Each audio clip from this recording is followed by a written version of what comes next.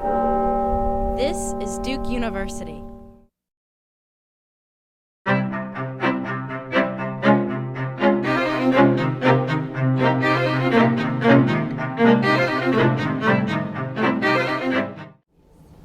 My name is Contess. I'm a senior and I'm majoring in English and International Comparative Studies with a certificate in Arts of the Moving Image.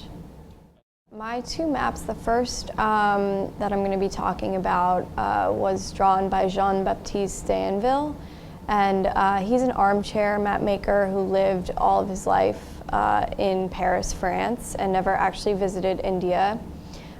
This map in particular is a map of ancient India, but it's undated, which kind of is because due to lack of information at that time about ancient times, but also because of a very static view of the past.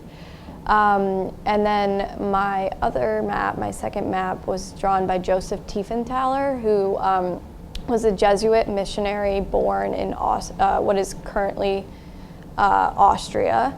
And he traveled around India extensively and lived there for over 2 decades.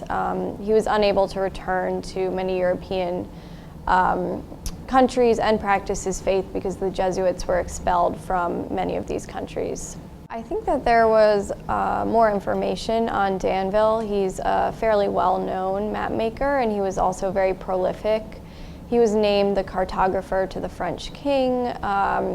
He received many awards and had a pension from aristocrats. And he also was a bit of a pioneer in map making in the 18th century with his commitment to accuracy that really wasn't as much emphasized prior to him and his contemporaries who worked during the Enlightenment and during a lot of revolutions and scientific practices.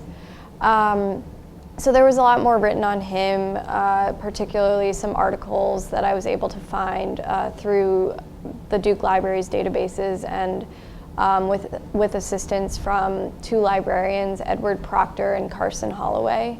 And also Professor Stern was able to send me an article that I could not access, which was very helpful.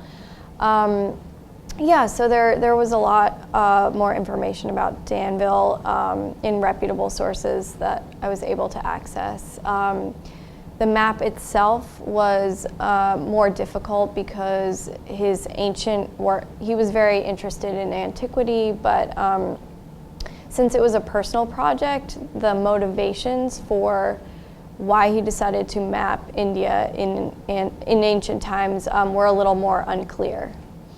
For my second map, there wasn't as much information available about Tiefenthaler in his earlier life, but there do exist a number of his writings and his research which he sent to friends, fellow scholars in Copenhagen and Paris, and these writings were then republished and distributed among scholars because of the novelty of the work, the fact that he was so interested in local people, local culture, languages.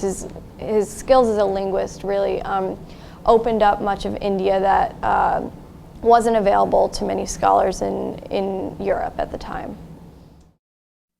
Produced by Duke University, online at duke.edu.